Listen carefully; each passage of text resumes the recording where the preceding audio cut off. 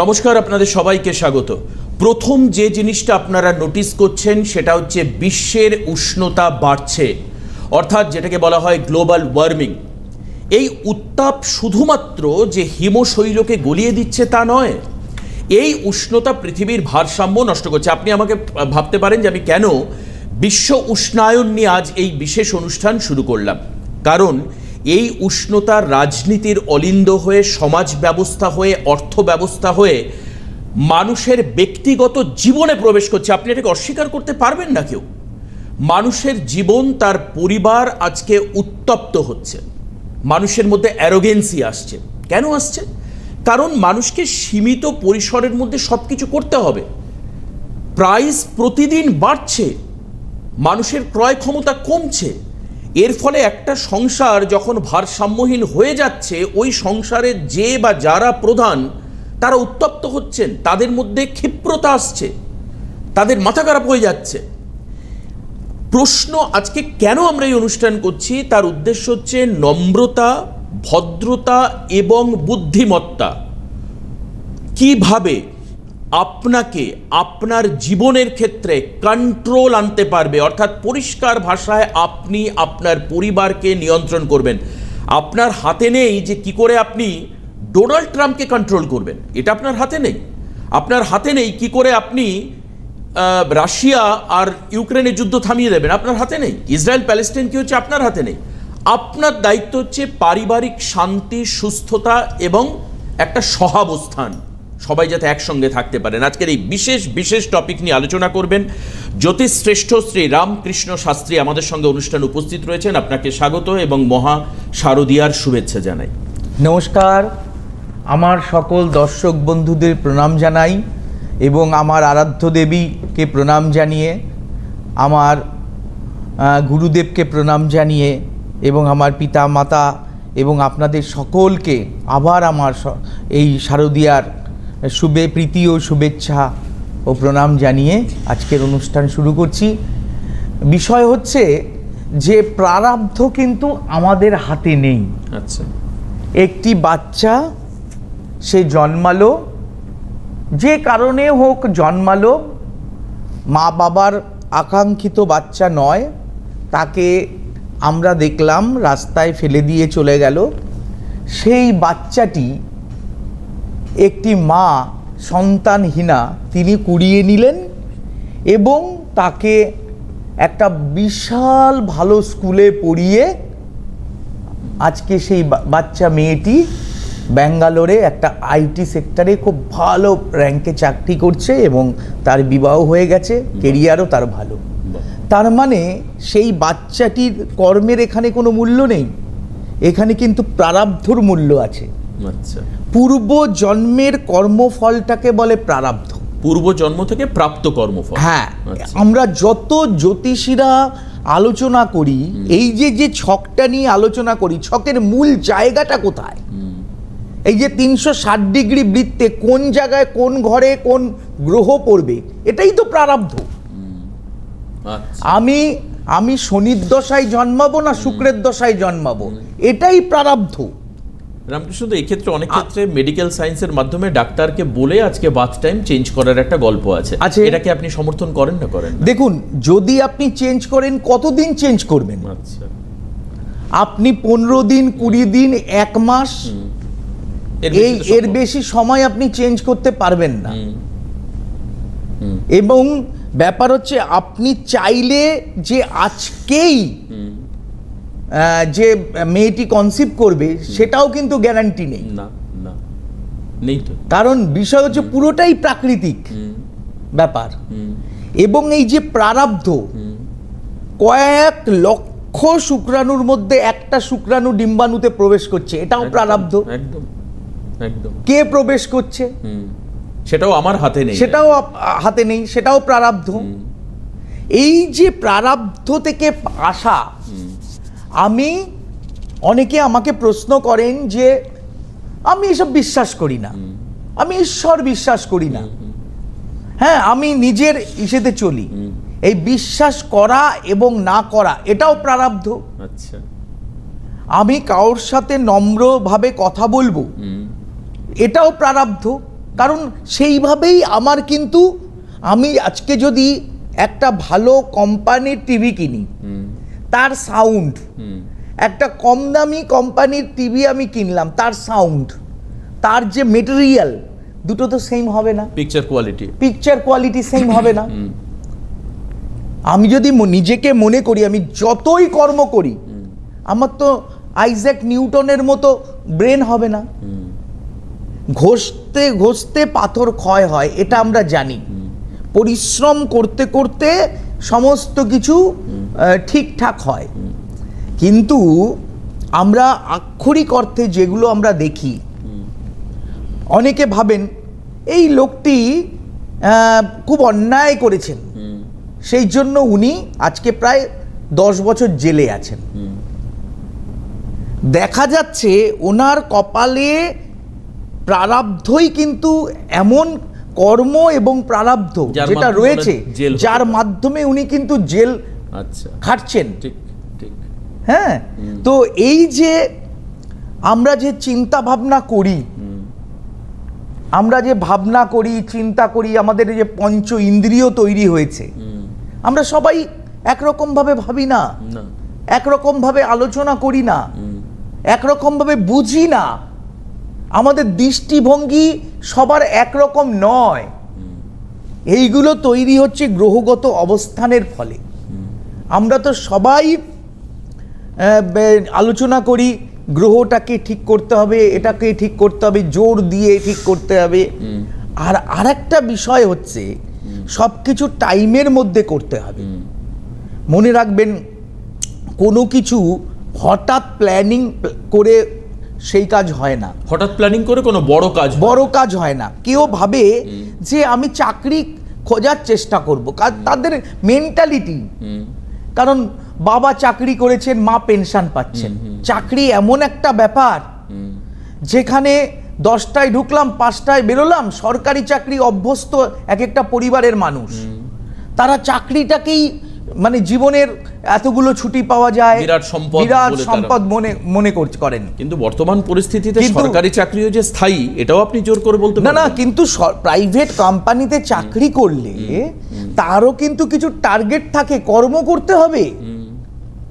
আজকে আপনি দেখবেন কিছু কিছু মানুষ, আমি কিছুদিন আগে ব্যাঙ্গালোরে একটা মাল পাঠিয়েছিলাম পোস্ট অফিস থেকে আমি ব্যাঙ্গালোরে মাল পাঠিয়েছি। এবার একজন প্রতিদিনই একটি মেয়ে বসে পোস্ট অফিসে। সেই মেয়েটি মানে কম্পিউটারটাকে 2 হাতে এরকম টাক টাক টাক টাক করে চালায়, ভিড় হয় না। এবং তিনি যেদিন বসেছেন, একজন বৃদ্ধ লোক বসেছেন, তিনি এইভাবে আঙুল টিপে দেখে করছেন। অভ্যস্ত নন। তিনি ওইভাবেই কিন্তু এতদিন ধরে মাইনা নিয়েছেন এবং তার রিটায়ারমেন্টের পর গভর্নমেন্ট টাকা দিয়ে যাবেন। হ্যাঁ, মানে পেনশন দিয়ে যাবেন। এই যে একটা সুখী জীবনযাপনের অভ্যস্ত বাঙালি মানুষ দুপুরবেলা ভাত ঘুম দেবে, এই ব্যাপারটা আপনি একটা মারোয়ারিকে দেখুন, যারা ব্যবসা পরিচালনা করেন তারা কতটা রিস্ক নেন। তো জীবনে আমি অনেক কিছু চাই, আমি ক্রেডিট কার্ড দিয়ে এটা শখ পূরণ করছি, ওটা শখ পূরণ করছি, আলটিমেট মাইনার টাকা আমার 5,000 টাকা মাসে ঢুকছে। এইভাবে প্ল্যানিং করলে জীবন কখনো হয় না। জীবন আমি যে রাস্তা দিয়ে যাব, আমি যখন যেভাবে যাব সেভাবে যাওয়ার জন্য আমার প্রস্তুত থাকতে হবে। আচ্ছা, তাহলে আপনি আমাকে একটা কথা বলুন। আপনি রোজগারের কথা বলছেন। আমি যতটা জানি, অ্যাজ আই কনসার্ন, 2 রকম রোজগার হয়। একটা হচ্ছে অ্যাক্টিভ ইনকাম, একটা হচ্ছে প্যাসিভ ইনকাম। অ্যাক্টিভ ইনকাম আপনি যাকে বলছেন, আপনার সরাসরি মাইনে, whatever you are doing job, you are doing business করুন তো ব্যবসা থেকে টাকা, চাকরি করুন তো চাকরি থেকে টাকা। আরেকটা হচ্ছে প্যাসিভ, যেটা বিভিন্ন সেক্টরে আমি ইনভেস্ট করতে পারি। তার জন্য SIP, mutual funds and other shares ইত্যাদি রয়েছে। ওটা একটা জিনিস। আমার হাতে অ্যাক্টিভ ইনকাম থাকলেই তবে আমি প্যাসিভ ইনকাম করতে পারবো। অ্যাক্টিভ ইনকাম বাড়ানোর জন্য আপনি বাকসিদ্ধ মাতৃ সাধক, মায়ের পুজো করে মানুষ, আমি বহু ধনী লোককে দেখেছি মায়ের সামনে পড়ে রয়েছে হাত জোর করে, দিনের পর দিন, রাতের পর রাত, অগাধ ভক্তি তার।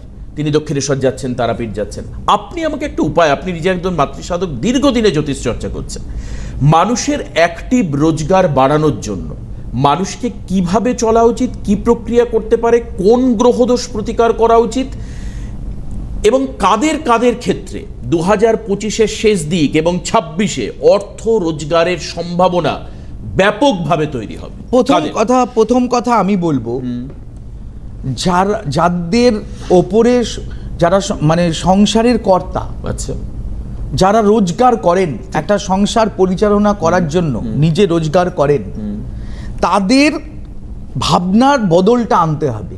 যে আমি সর্বময় কর্তা, এটা কিন্তু ভাবলে চলবে না। বেশ, তাহলে কি আমি রোজগার করি তাই আমার ফ্যামিলি চলে, আচ্ছা, এই বিষয় থেকে তাকে বেরিয়ে আসতে, মানে আপনি বলছেন ডিক্টেটরশিপ থেকে বেরোতে হবে। একদম। আচ্ছা, আমার ওপরে কেউ আছেন, তিনি সব করে দেন, এই বিষয়টা একদম তার মনের মধ্যে ঢোকাতে হবে। আমি বাড়ির কর্তা নই, ভালো বলেছেন এটা, আমি বাড়ির কর্তা নই।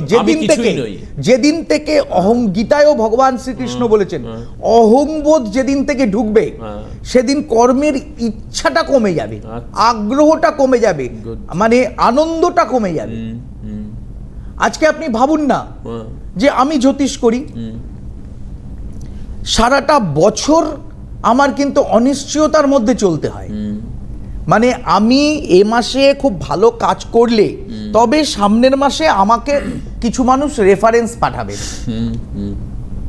তাহলে এইভাবে 32টা বছর আমি কি করে করছি? প্রত্যেকটা মাস কিন্তু আমি জানি, মানে ইভেন প্রত্যেকটা দিন আমাদের কাছে চ্যালেঞ্জের, কিন্তু আমি জানি যে আগামী দিন আমার কাছে আসবে, ঈশ্বর আমার কাছে কাউকে না কাউকে পাঠাবে, তিনি আমার মাধ্যমে পরিত্রাণ পাবেন এবং আমি কিছু অর্থ পাবো। বাহ, গুড, এটা আমি বিশ্বাস করি। ক্লিন এন্ড ক্লিয়ার ইকুয়েশন, একদম।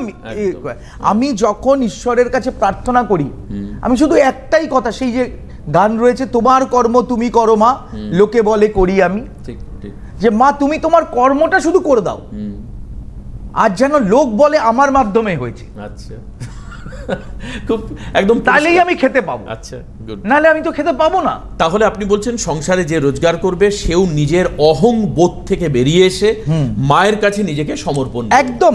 এবং মায়ের কাছে সমর্পিত হতে গেলে সবাই সমর্পিত হতে পারবে না, সবাই তার পঞ্চ ইন্দ্রিয় নিয়ে।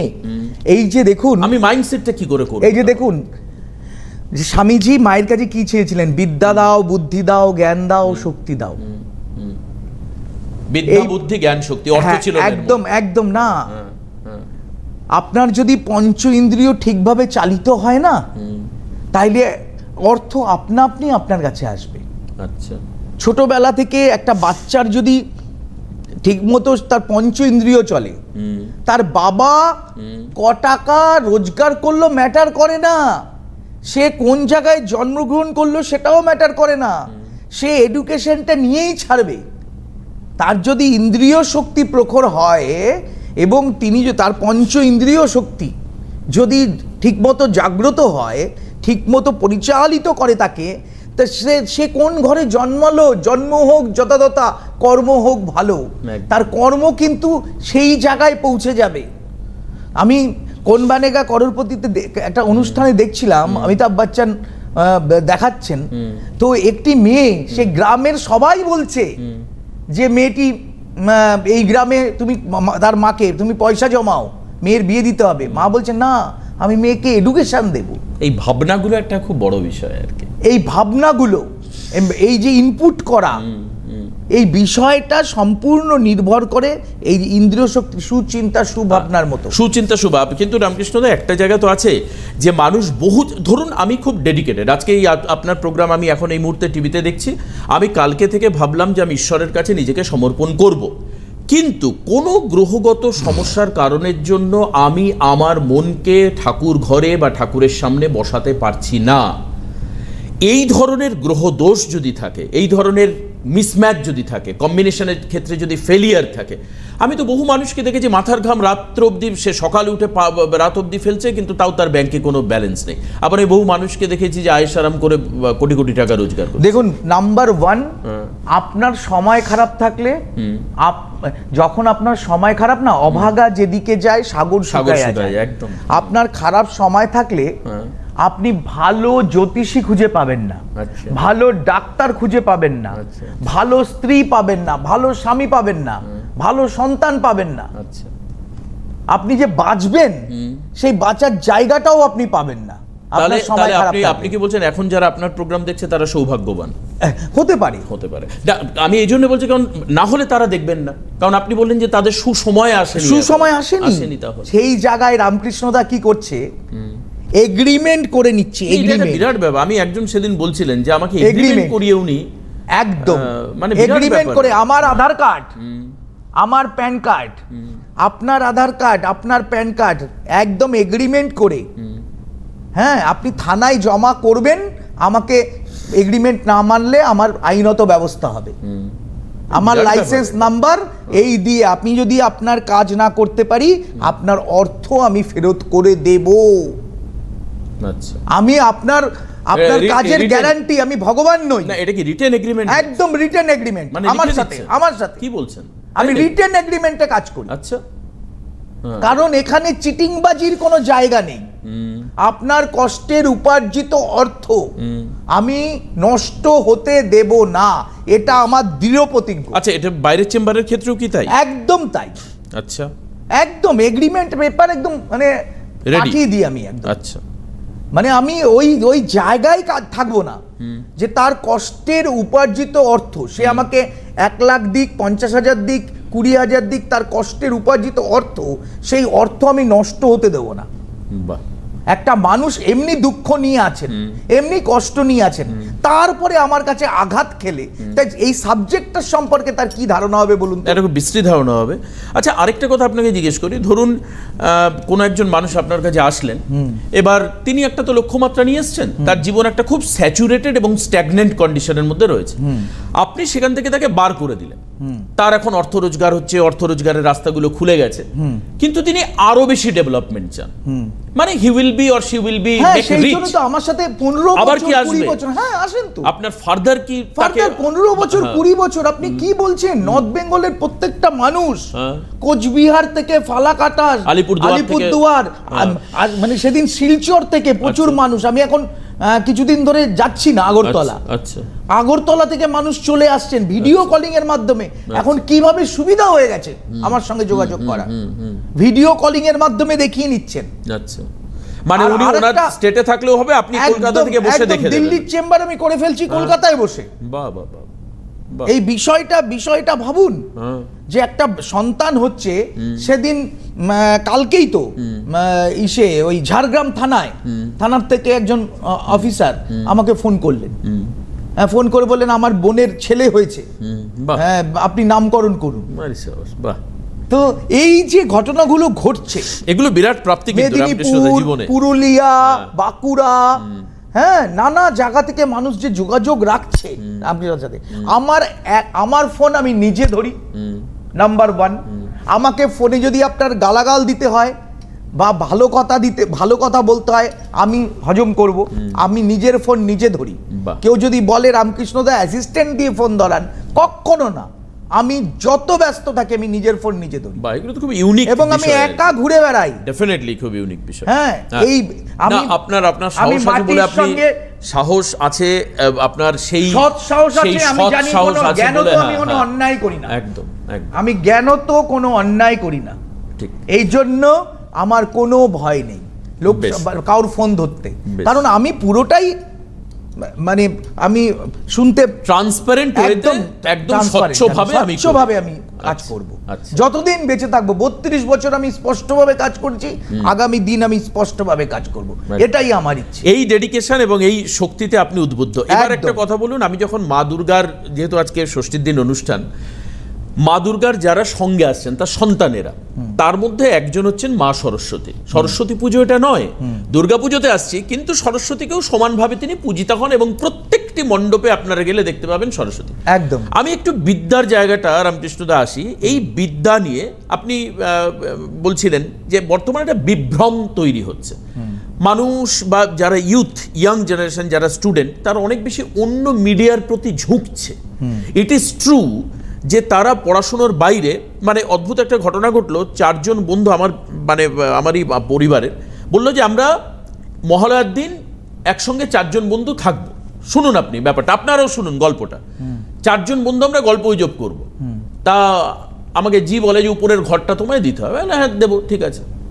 এবার আমি বললাম তাহলে ওদেরকে রাত্রে ডিনারের জন্য বলে দে। 4 জন বন্ধু আসলো। এবার এসে আমি যখন ওদেরকে কফি খাওয়ার কথা বলতে গেলাম, দেখি 4 জন একটা খাটের 4 কোনায় বসে, প্রত্যেকের হাতে মোবাইল। কেউ গল্প করছে বা আড্ডা দিচ্ছে, মজা করছে না, প্রত্যেকে মোবাইল সেন্ট্রিক, মোবাইলের মধ্যে বাঁচছে। এই যে পড়াশুনোর ক্ষতি করে মানুষ মোবাইলে বাঁচছে, এই জায়গা থেকে বার করবার জন্য কি উপায় আছে? আমি আপনাকে একটা কথা বলি, আমি যদি চাই, একটা চাণক্যের কথা আছে, কয়েক হাজার 3000 বছর আগে বলে গেছে, অলসস্য কুত বিদ্যা, অবিদস্য কুত ধনম, অধমস্য কুত মিত্রং, মনোমিতস্য কুত সুখম, যস্য নাস্তি স্বয়ং প্রগা শাস্ত্রং তস্য করতি কিম, লোচনাব্বা বিনস্য দর্প কিং করিষ্যতি। মানেটা কি? অলসের বিদ্যা অর্জন হয় না। আচ্ছা। আর এখন একটা জিনিস জানবেন, ভারতবর্ষের যে বাচ্চা জন্মাবে, সে বাচ্চা জন্মাবার পর আপনি শিক্ষিত হয়ে যাবে। কম্পিউটার, এই যে মোবাইল ব্যবহারের অনেক প্লাস পয়েন্ট আছে, কিন্তু নেগেটিভ সম্পর্ক তো নষ্ট হচ্ছে। 4 জন বন্ধু তারা কথাই বলছে না। মানুষ আজকে ট্রেনে যাচ্ছে, প্রত্যেকের আগে লোকে এর সঙ্গে কথা বলতো। হ্যাঁ, আপনি যে সভ্যতা ভদ্রতা বলছেন, সংযোগের কথা বলছেন, সেটাই তো এখন ডিসকানেক্টেড হচ্ছে। যতটুকু প্রয়োজন ততটুকু হচ্ছে, ফালতু কথা নেই। আপনি মোবাইলটা যে রয়েছে, এর অনেক পজিটিভ দিক আছে, আপনি নেগেটিভ দিক শুধু দেখলে হবে না। প্রত্যেকের একটা নেগেটিভ দিক আছে। বিবাহের যেমন একটা পজিটিভ দিক আছে, নেগেটিভ দিক আছে, মোবাইলের একটা পজিটিভ দিক, মানে আপনি ধনাত্মক দিকটা দেখাচ্ছেন। একদম। আপনি ভাবুন না কিভাবে টাকা ট্রান্সফার হয়ে যাচ্ছে। আর ছোট ছোট বাচ্চারা যারা ক্লাস 3, 4, 5, তাদের থেকেও শেখার আছে। তারা অনেক কিছু জেনে যাচ্ছে মোবাইল থেকে। আপনি মোবাইল থেকে যদি আপনি একটা কিছু তৈরি করতে চান, একটা কিছু ফ্যাক্টরি করতে চান, আপনি যদি করার ইচ্ছে থাকে, আপনি অনেক কিছু পেয়ে যাবেন। দেখুন না, আপনি কালসর্প যোগ কত প্রকার, কালসর্প কোন কালসর্প যোগে কি আছে, মাঙ্গলিক যোগ কাকে বলে, জ্যোতিষ শাস্ত্রের একদম পারফেক্ট প্রেডিকশন আপনি গুগলে সার্চ করলে পেয়ে যাবেন, কিসের জন্য কি করে। এখন মিথ্যের কোনো জায়গা নেই দাদা। এখন মিথ্যে মানুষকে বোঝানো যাবে না, এখন সবাই সবকিছু বোঝে। হ্যাঁ, এখন অনেক ভান্ডা ফুটে গেছে। আসল যারা জ্যোতিষী করছে, আসল যারা মানুষের উপকার করছে, তারাই সমাজে টিকে থাকবে, বাকি সবাই উদা হয়ে যাবে, টাটা গুড বাই হয়ে যাবে। আপনি ভাবুন না, আমরা কোয়ালিটি লোককে নিচ্ছি। এখন আমরা আমাদের ইন্টারভিউ করে দিয়েছি, এখন কোয়ালিটি ছাড়া টিকতে পারবে না। কোয়ালিটি দাদা, আপনারা নিন আর না নিন, কোয়ালিটির লোক না হলে এখানে টিকতে পারবেন না। একদম এটা বাস্তব। কি বললাম বুঝলেন? কারণ বাজারে যদি সে টিকতে না পারে, তাহলে একটা প্ল্যাটফর্মে আসবে কি করে? একদম তাই। কি বললাম বুঝলেন? কিছু মানুষের লাস্ট অর্থ অবধি আগে যারা একদম। আমি দ্রুত আপনার চেম্বারগুলো একটু বলে দিই দ্রুত। 7 তারিখে হচ্ছে গুয়াহাটিতে রয়েছে, 10 তারিখে হচ্ছে আপনার রয়েছে হচ্ছে কালিয়াগঞ্জ, 12 তারিখে রয়েছে কোচবিহার, 13 তারিখে রয়েছে ফালাকাটা, জলপাইগুড়ি 14 তারিখ, 15 তারিখ শিলিগুড়ি, 18 তারিখ দিল্লিতে, 27 তারিখে বর্ধমান, 28 তারিখে হচ্ছে দুর্গাপুর, 29 তারিখে আসানসোল, 1 তারিখে হচ্ছে দমদম এবং 2 তারিখে হচ্ছে বাঘাযতীন। দাদা, আজকে আর হাতে একেবারে সময় নেই, শেষ করতে হচ্ছে। খুব ভালো লাগলো। আমরা আশা করি একটা অনুষ্ঠান তথাকথিত 7.5 মাঙ্গলিক আলোচনা না করেও মানুষের চোখ খুলে দেওয়া যায়, সেটা কিন্তু প্রমাণ হলো আজকে শ্রী রামকৃষ্ণ শাস্ত্রী, বাকসিদ্ধ রামকৃষ্ণ শাস্ত্রীর অনুষ্ঠান থেকে। অবশ্যই আমরা পরবর্তী অনুষ্ঠানের দিকে নজর রাখবো, কিন্তু আজকে আর হাতে সময় নেই। আজকে অনুষ্ঠান এখানে শেষ করতে হবে। অনেক অনেক ধন্যবাদ রামকৃষ্ণ দাকে। নমস্কার আপনাদের সবাইকে। সুখবর, আপনাদের প্রিয় জ্যোতিষী রামকৃষ্ণ শাস্ত্রী অনলাইন কনসালটেন্সি করছেন। আপনাদের প্রতিকার এবং পরামর্শ ভারতবর্ষের বিভিন্ন প্রান্তে পৌঁছে যাচ্ছে। Online consultancy number 9038002022। Ramakrishna Shastri, আপনাদের সাথে, আপনাদের পাশে।